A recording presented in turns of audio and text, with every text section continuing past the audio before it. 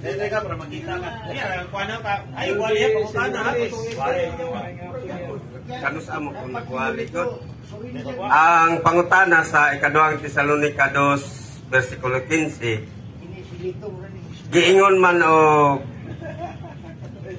tradisyon sa mga apostoles. Unya ang pangutana kay dili man to Katoliko lagi si Pablo.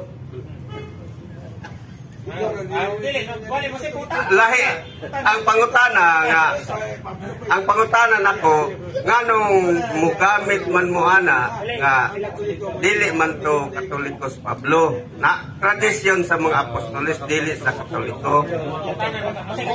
Tubaga lang sa kuan.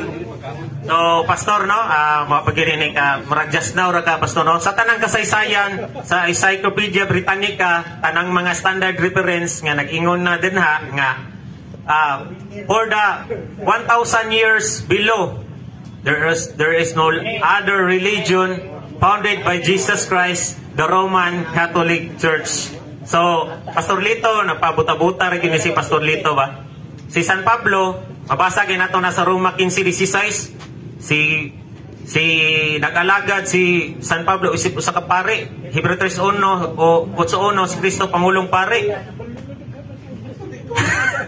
So naa mga standard, Pastor, kulang na lang ka o pagpalawom na lang sad.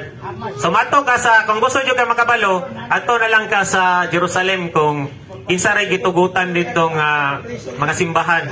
Kung naa dito bisag isa ka protestante nga gitugutan kay paminaw na ako dito, Muslim, Jewish o Catholic ra ang makatuko dito. Since pa na sa beginning sa kalibutan. ang pangutana no, Pastor, si San Pablo Katoliko. Yes, Katoliko siya, gipamatud-an na sa kinahuman naman gipamatud-an na siya sa tanang standard referensya nga elite naman gipangadlan ang kuano kay sa Mateo 16:8 wa man gihanganli dito naman gihanglan sa 107. Si Bishop Ignatius ngon tinunan ni San Juan Evangelista nga nag-appoint si San Pedro ang nag-appoint, so mo to siya.